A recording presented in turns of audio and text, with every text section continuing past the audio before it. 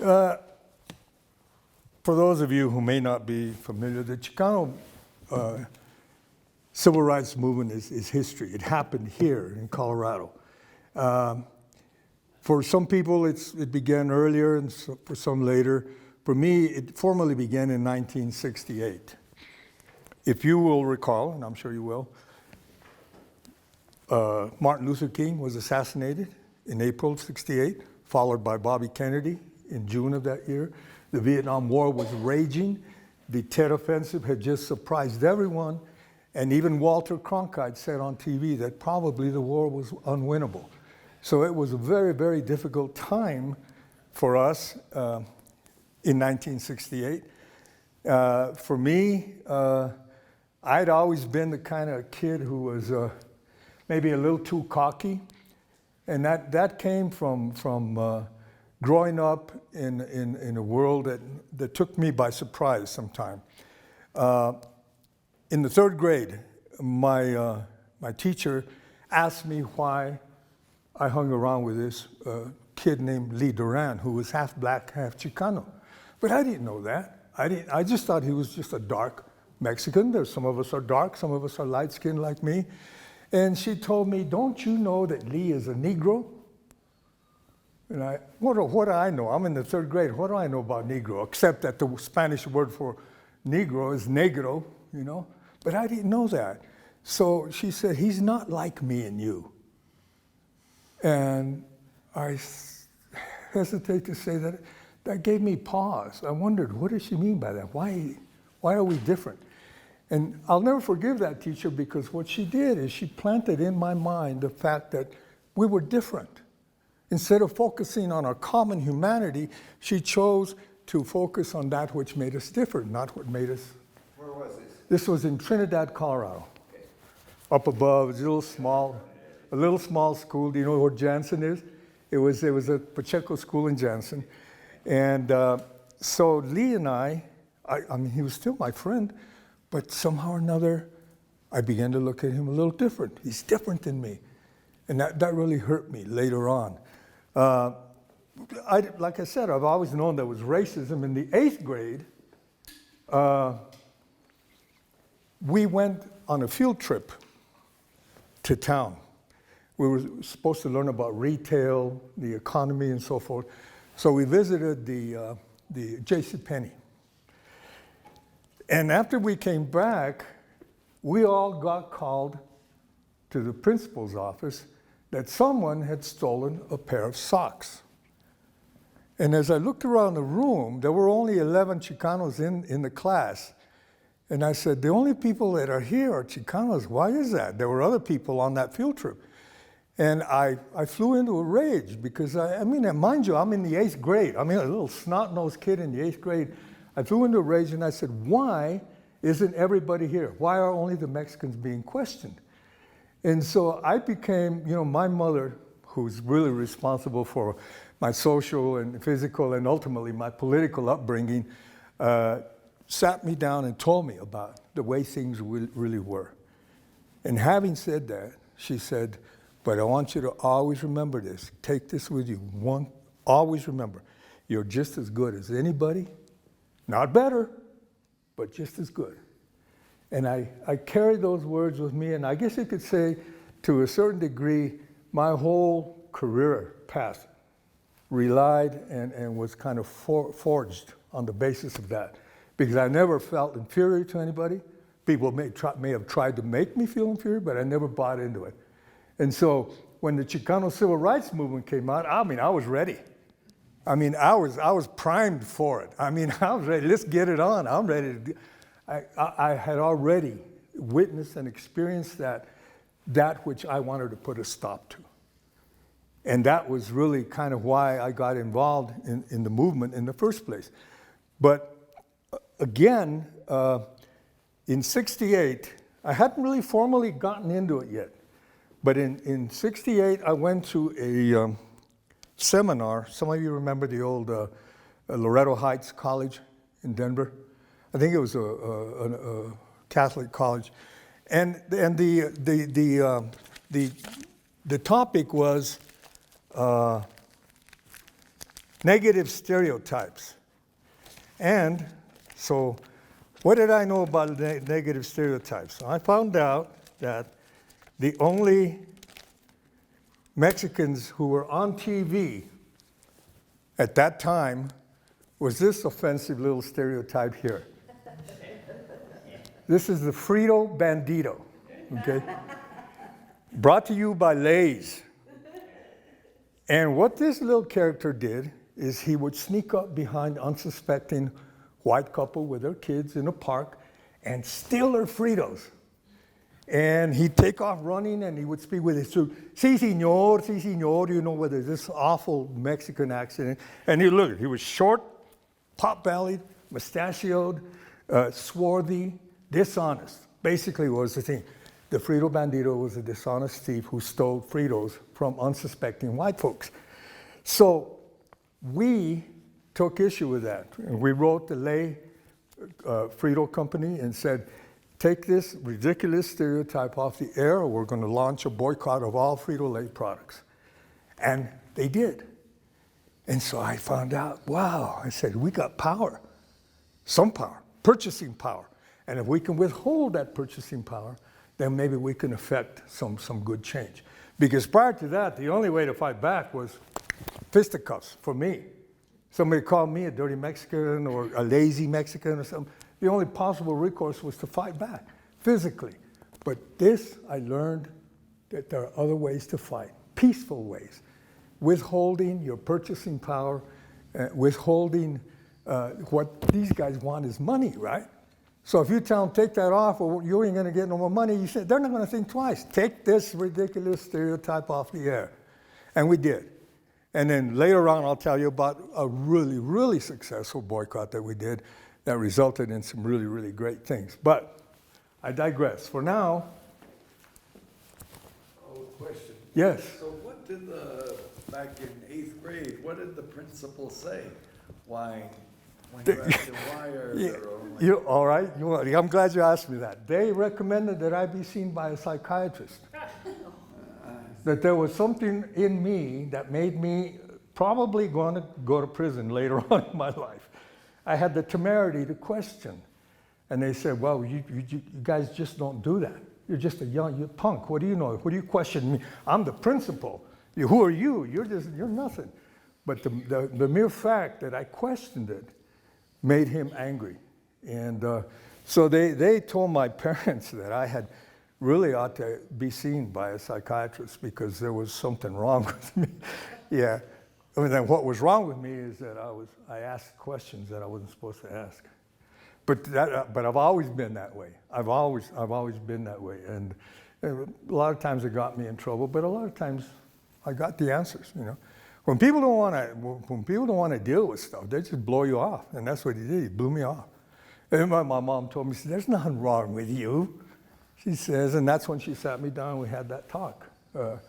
You're just as good as anybody, you know, don't ever let anybody, you know, and I've never underestimated the power of women, ever. In that whole time, when I remember one time my mother was washing dishes and she threw the dish towel to me and she said, here, help me dry. And I said, what? I said, that's woman's work. I said, I'll chop wood, I'll bring in coal, but I'm not washing dishes. That's woman's work. Well, you know, my mom says, listen, there's no women's work, there's no men's work, there's only work. And there's dignity in all work. Yet another lesson I carried with me forever, that there's dignity in all work. So when we were trying to get farm workers to settle out of farm work and become mechanics or secretaries, I thought to myself, well, why not just ask them if that's what they want to do? And I was surprised at the answer. The farm workers told me, my problem is I need to learn English. I can get my own job. Don't worry about that. My job is I want to learn English because you have to know English in this society to be successful. And so I stopped trying to force farm workers to get out of farm work and become mechanics or secretaries. I said what they need is to learn English. And once they do, they can go out and fend for themselves. And one farm worker told me, there's nothing wrong with farm work. I don't mind it.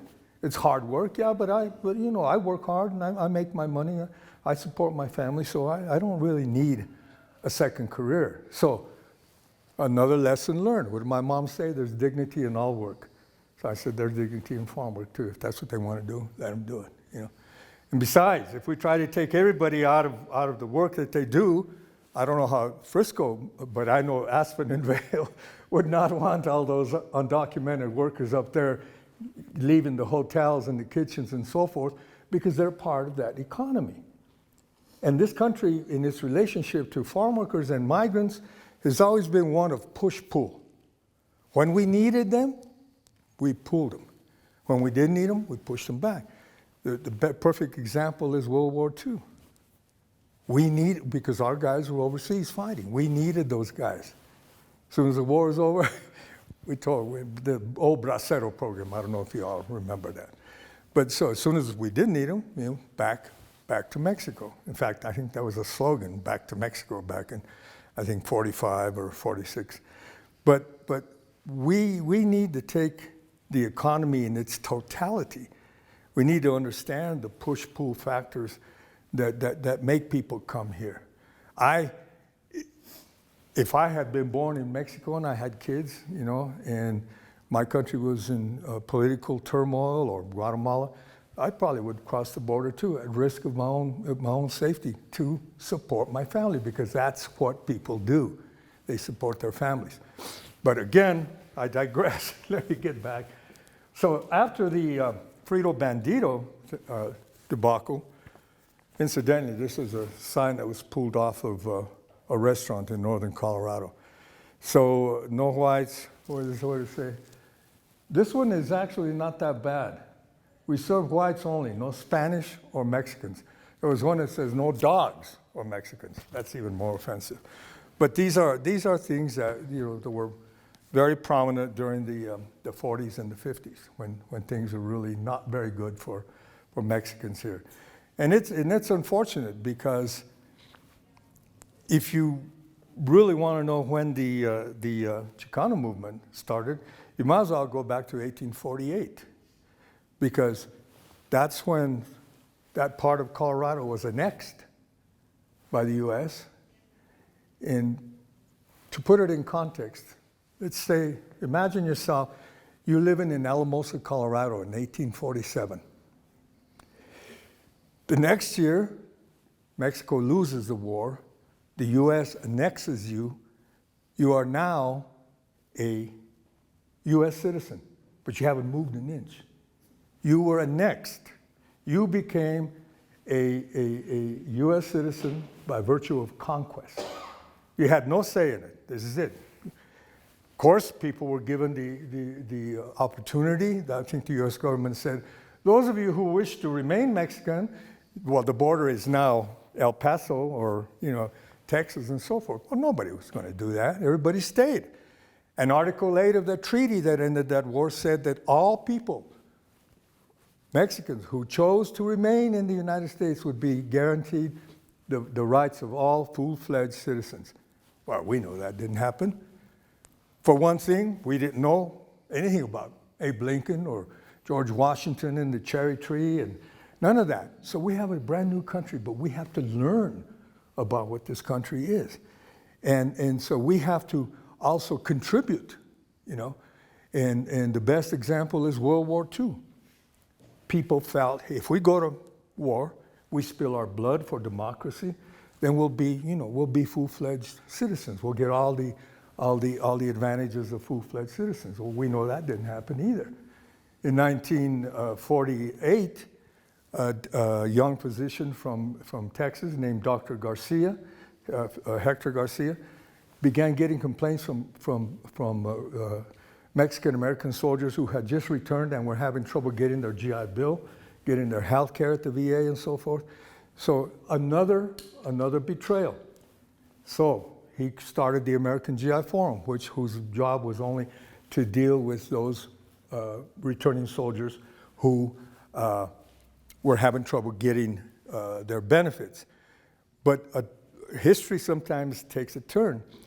In 1949, a soldier who had been killed in the Philippines remains were brought back to Three Rivers, Texas. And the local funeral home refused to bury him because they said the white folks would object to having a Mexican buried in there. They said, we have a special set-aside part of the cemetery where we bury Mexicans. He can't be buried here. Well, LBJ had just been elected senator, brand new senator in 48 of Texas. And Garcia went to him, and LBJ said, I cannot force the people of Three Rivers to bury Felix Longoria, but what I can do is arrange for him to be buried at Arlington National Cemetery with full military honors. And so that's what happened. But the attending publicity of that catapulted that issue into the forefront of the American consciousness. You know, Walter Winchell led his program with that. The New York Times had an article on it in the front page. So all that negative publicity ended up being useful in the long run because it gave attention and brought attention to what was going on in South Texas. So again, I keep digressing because each thing I say turns into something else that I want to tell you.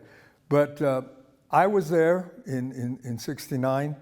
I boycotted, I picketed, I marched, I sat in, I got beat up because somebody had to do it. You know, and like I said, my early upbringing had made me a prime candidate for belonging to the Chicano civil rights movement. In 68, 69 were probably the most impactful years because of what I said earlier. But also in 69, students at West High in Denver walked out because a teacher there, a guy by the name of Schaefer, had said that eating beans made you dumb and that Mexicans only ate beans. And therefore, if you ate beans, you were going to be dumb like your Mexicans. And he would purposely mispronounce Spanish surnames, basically denigrating. And the students complained, but nothing was done. So in March of that year, they walked out en masse. And then they were joined by 5 other high schools that marched out. And things changed after that. Things changed. And so we owe a debt to that. That happened in 69. So that was the one thing that really happened in 69 that was very impactful. The other thing that happened is the Crusade for Justice, an organization that was started by Rodolfo Corky Gonzalez, held a national youth conference at the Crusade for Justice. It was, those of you who know Denver, it was over on 16th and Downing Street. There's a post office there now. But what happened there, and I attended that, is that there were 1,500 delegates who came from all over the country. And you've all been to conferences before. You sit down, you chat, you learn something. This is how we do it here, this is how we do it here. We had a great exchange of ideas. And I began to look around and saw people who looked like me and who were like-minded, who had the same kind of goals and wanted to do the same kinds of things. And so I thought to myself, I said, we can do this. If there were people there from Wisconsin. I didn't even know they had Chicanos in Wisconsin. You know, there were people from Kentucky and Georgia. I said, I didn't know they had Chicanos down there. I said, well, yeah, not many of us, but we have some, you know. And the reason that they were there is because a lot of farm workers, instead of coming up this way, went that way. They went to Chicago. Some of them ended up working in the beef, what do you call it, the stockyards? In Ohio, there's a lot of tomatoes in Ohio. So they scattered all over. But the vast majority, the reason the Southwest was so heavily Chicano is because this is where we share the border with Mexico, you know. And not only that, but think about it. Unlike, say, the Irish, you can't go back and forth to Ireland. It's just anytime you want to hear an Irish song, but you can throw a rock from the U.S. and hit Mexico. You can go back and forth all you want to, and so all of that stayed. The music, everything. You know, I don't think there's another culture that really. We love Mexican food. We love We love Mexican music. We love all things that are Mexican. But that doesn't make us Mexican. We're still Americans, you know. But we haven't forgotten our homeland, and nor do I intend to forget. You know, there's a saying that I like to use when I'm talking to a mixed group, and this is important. Yeah. We all have an inborn need to know who we are, and this quote is I use when I'm talking to a mixed group. And this is the quote: "You are rallying your own pride and your own strength, reaching back for some of the fortitude that was the mark of your own people. It is a human impulse and a tribal necessity. When a man or a people forget where they came from and no longer look back in pride on their beginnings and confidence in their own blood and sinew and beliefs, then that man or that people is doomed." You know why I love that quote? It was written by a white man. What does that tell me? That we all have that need to know who we are, how we fit in here, how we contribute, how we help, how we mold and shape the character of this country. All of us do. All of us do. I was so grateful for that. I picked that up when I was in my dentist's outer office, and I said, that's wonderful. And I never forgot that saying, because it's really useful when you're talking to people who aren't Chicano, because white folks have the same need. They want to know where they came from. They have confidence in their people. They want to look back on their ancestors to see what they did. They crossed the prairie, they crossed the mountains, they cleared the land, they did whatever they did to help this country, the same as we did. Okay, and so, yes. Who was that white man? Hal Borland. The guy's name was Hal Borland, and he wrote something, I can't remember what it was, but he was writing around the area of Burlington, Colorado. But he was a columnist for the New York Times. I just absolutely love that quote. And especially when I'm trying to get people to understand that we're all, I know it's an old worn out cliche, but we really are in this together. It's up to all of us collectively to end racism, to end discrimination, to end all of the ills that are plaguing our country right now. We're in a tough spot right now, you know, and I don't know how we're gonna deal with it, but I do know that we have to do something. And one of the things that we can do is to become aware of what's going on. I don't really care whether you're a Democrat, Republican, Independent. It doesn't matter to me. We're all Americans. I really seriously, honestly believe that. And I believe we all have an obligation to do better for our country. The pandemic has really tested us a lot. But to some degree, it's made us all a little better.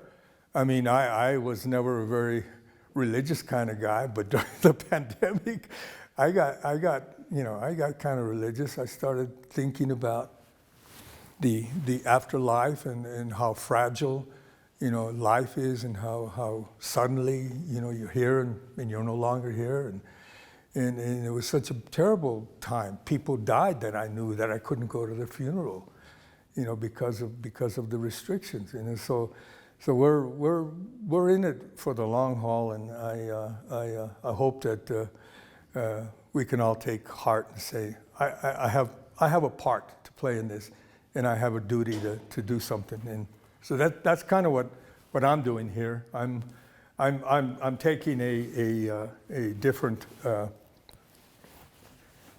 approach on it, but and I guess I shouldn't say that before the Chicano movement came along that there were people that weren't doing anything. In 1929, the League of United Latin American Citizens, LULAC, began focusing on things and change. And they were more of an assimilationist model. They really wanted to get along. They wanted to work on maybe fundraisers for college for kids and so forth, which is laudable, which is great.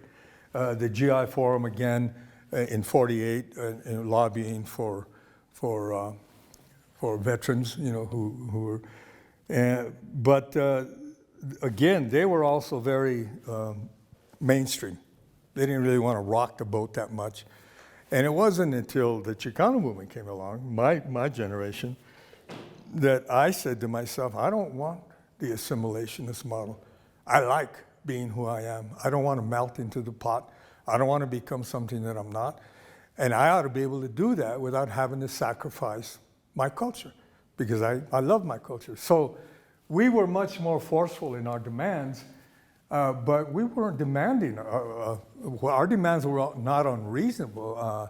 I mean, we wanted what? More participation, better education, better jobs, better schools, just your basic kind of things that anybody wants. But the difference is that we were prepared to act. In other words, we kind of said, we're either going to get this or there's going to be something to reckon with. And what we're going to do is some of the things that I talked about, boycott. In 1967, the American GI Forum sent a contingent to the Coors Brewing Company. Said, you're one of the largest employers in Colorado. You employ very, very few Chicanos, and when you do, they're usually in the pots and pans department and so forth. Well, we basically said, we'd like for you to start hiring more of our people. They took the negative approach and said, no, you don't tell us what to do. We're a private company, we don't have to. And so we initiated a boycott of Coors. And that was very, very effective, very effective. In fact, I think after about 10 years of that boycott, incidentally, one of the reasons that it was effective is that other people joined us. The unions were very, very, very much on our side. Gays, women, all the blacks, all of them joined this movement to boycott Coors. And in 1980, Coors had enough. We'd hurt them again on the bottom line. I think at one point, if I recall correctly, this statistic in Los Angeles County, Coors sales had dropped to 14% of the market when they'd been up around 67%. So, I mean, we heard them in the bottom line. So in 1980, they said, okay, we give up. What do you want? So they sat down. We sat down, not me, but our representatives sat down with Coors. We negotiated a deal. It ended up, Coors gave $300 million to the Chicano community, another $300 million to the black community for economic development efforts in our respective communities. So we won that battle, again, without violence, without having to hurt anybody, The boycott of lettuce and grapes. I love lettuce and grapes, but I didn't eat them for many, many years because Cesar Chavez, did not want us to eat lettuce or grapes because there was a boycott because of the farm workers. So all of these things, eventually the growers, they felt the same way that Coors did. Okay, you're really hurting us on our bottom line. What do you want? We want a contract. We want union contracts. We want union wages, And that was a little different. Where I really began to adhere to the whole philosophy of nonviolence was then. I remember Chavez getting very angry. I'd never seen him angry, screaming at the top of his lungs because someone on the picket line had engaged in fisticuffs with, and he just wouldn't have it. He was adamant about that. If you can't respect the philosophy of nonviolence, you don't belong here. You can't be part of this movement. And so I learned that because nonviolence is a good tool. I'll give you an example. This is when I really became a student of nonviolence. We were on the picket line, and these three goons came out of nowhere. I don't know where they came out of. And there was only maybe 7 or 8 of us on the picket line, and 5 of them were women, me and one other guy. Because picketing, we picketed, you took turns and you took shifts and so forth. And these guys came up and started spitting on us, calling the women names, calling me a punk. And the guy gets in my face. I mean, this guy was big, I was crazy then. I probably would have fought him, but I remembered I had made the vow of nonviolence. And so he got down and just started really getting in my face, this close from me. I could smell his breath, and it just kept haranguing me, challenging me to fight. Why don't you fight me, you punk, chicken shit, this and that. And he called me and I just stood there. I didn't do anything. And all of a sudden, I'll never forget this happened. He just stopped, and he looked down, and he walked away. He was embarrassed at his behavior because he was acting really stupid. He was doing like monkey signs. And I just stood there. And he walked away, and I said, I won that fight. And I didn't lift a finger. And I saw then the power of nonviolence. It made him ashamed of his behavior. And he walked away with his tail between his legs. And I said, wow, that was just so cool.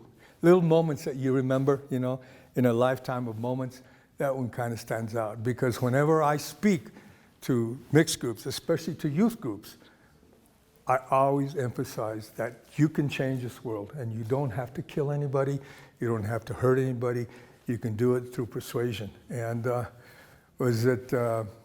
guess Gandhi's quote, you know, an eye for an eye makes the whole world blind. You know, I always think about that. You know, I could have fought back, maybe even won the fight, but it wouldn't have resulted in any good turnout. It did result in a good turnout that day. So my philosophy of nonviolence was reaffirmed on that day. I thank Cesar Chavez for that. Incidentally, here's a little trivia you might be interested in. In 1980, when I was director of the Colorado Migrant Council, I went to a conference in Miami, Florida. And the reason it was in Miami is not because it's because there were a lot of farm workers in the Florida area. And Chavez was going to speak to the citrus fruit farm workers, the oranges and the lemons and so forth. And a threat was issued that they were going to kill him because he is in Florida trying to stir up things like he was stirring things up in California. And so the security got kind of panicked and they wanted to bolster the security, and they asked for volunteers to be his bodyguard, and I volunteered. I was one of them. And so for 3 days, I mean, this had nothing to do with the movement. It didn't change anything, but it was good for me because I got to drive Cesar Chavez to and from his appointments for 2 days and got to talk to him, and that was just a real personal kind of thing for me. But it didn't result in any big gains or losses for the movement. It was just a personal thing, and a little bit of trivia for you all. I guess I really want to get to the part of the by the way, how much? Oh, okay. I'm going to talk a little bit about how things may have changed since then. Things that some good stuff. In '82, we elected Federico Peña, mayor of Denver, 2 terms. Ken Salazar was a U.S. senator. And then he was the Secretary of the Interior. And now, you may not know this, he is the ambassador to Mexico. Colorado and Chicano from the San Luis Valley. Ruben Valdez from Trinidad, also from Trinidad, was Speaker of the House. Crisanta Duran, last legislative session, she was Speaker of the House. So there have been some good gains, And they'll all tell you that this started with the Chicano movement. Yes, the tactics changed. About now, somewhere around 1980, things began to be more of an assimilist model, that we needed to get into business and stop protesting and rioting on the streets and so forth. But let's see if we can get into electoral politics, and that helped. And a lot of people became businessmen. They started their own business. So things began to get a little better. But what we lost in that is the Chicano spirit. You know, we became more Hispanic. In fact, that was, the whole word changed in the 80s. The Census Bureau declared the 80s to be the decade of the Hispanic. Like, that means something to me, right? Unless things change, it's not going to be the decade of the Hispanic. But things began to change, and they have been changing and evolving ever since. And now we're to the point where we're really seriously thinking about things like other people running for the Senate. For me personally, this is all going to end the day the Supreme Court Justice issues the oath of office to a Chicano or a Chicana on the Capitol steps, and we have a president. It's not going to happen in my lifetime, but it might. I'm confident that it will someday. We are right now the second largest minority. We are not the first one. We're the largest minority, and so I think we have a lot of potential for the future. And I'm going to just say that if young people are watching this, and then I would just say to them, be your own person. It's sometimes easier to go with the flow, but there's a lot of reward in the road not taken, in being able to forge your own identity, being able to stand and tell people proudly who you are. I'm confident of that. I think this younger generation, the generation now, my grandkids are in it, they're much more accepting of people of color and the people of different sexual orientations. I've seen it at my house. They don't think anything about, even in my generation, homosexuality was really frowned upon. But this young generation is much more inclusive. They're really trying much harder to be, and I look for them to be the peacemakers, the ones who are going to bring us, to that wonderful place that Neruda calls, that enchanted place where we can dance our dance and sing our song and come together in a banquet of brotherhood and love. I hope that happens. I'm confident that it will happen. Let me stop there and shift gears a little bit, but before I do, any questions so far? Yes. I Googled you in Polybaca, who I know. Oh, yeah. And to see where you intersect, and you apparently intersect in this new organization you helped form called Calma. Calma? Yeah, good. I'll talk about that. I've always believed, first of all, we used to say back in the 60s that we're an oral tradition. We belong to it. I said, that's great, but what happens if somebody dies and they don't pass the word along, That tradition dies.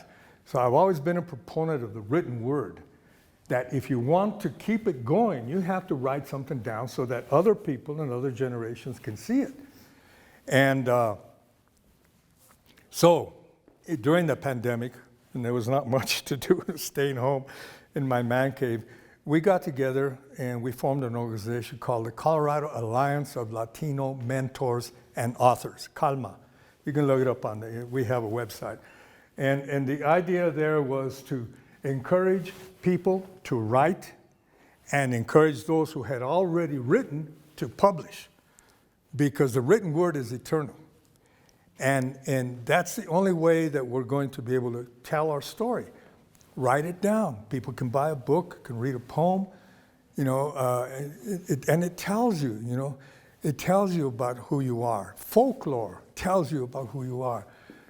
How many of you are familiar with La Llorona? La Llorona, the weeping woman.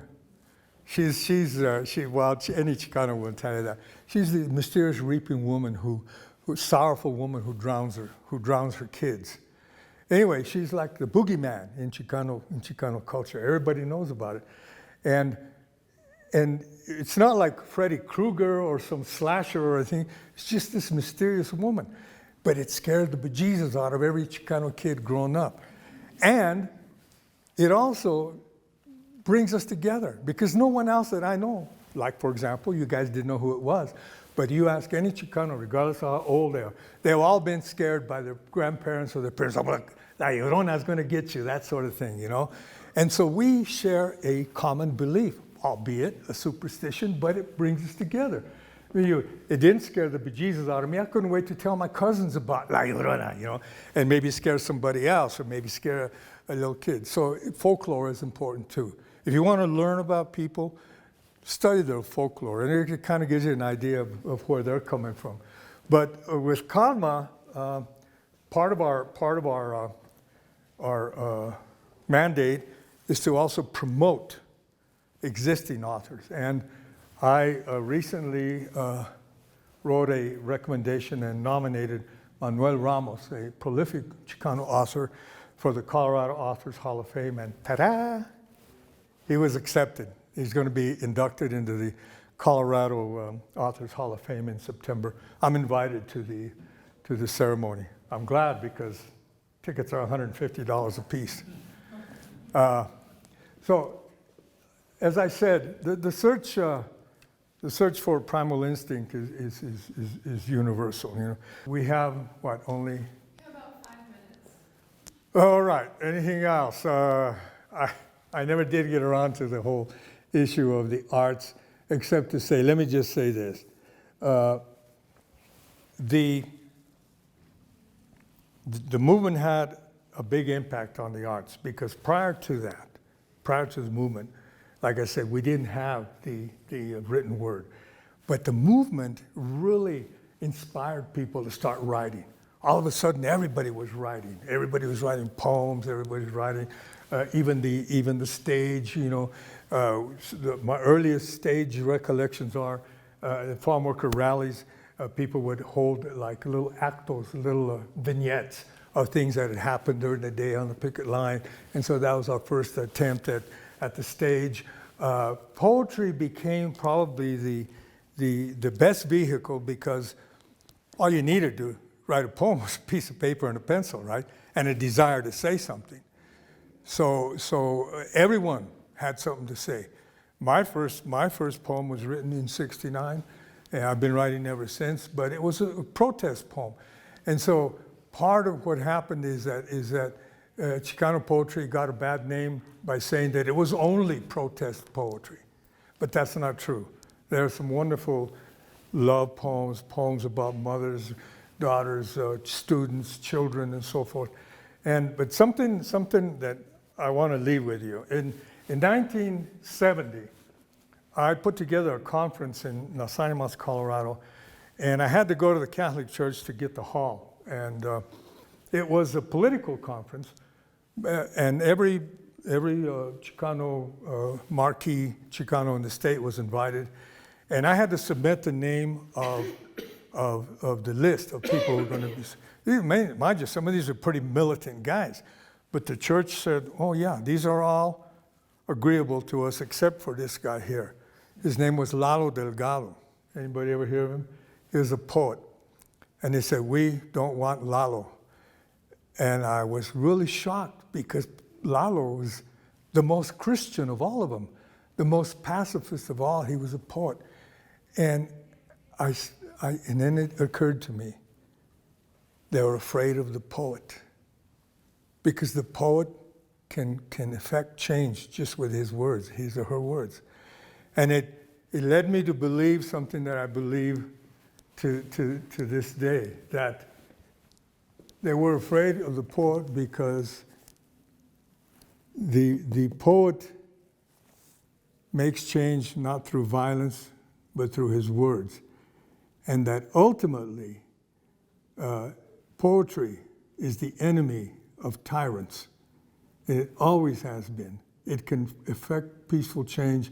It can inspire. It can make people do things that they never dreamed of doing just because of the beautiful words of the poet and the way that the poet lays out his case.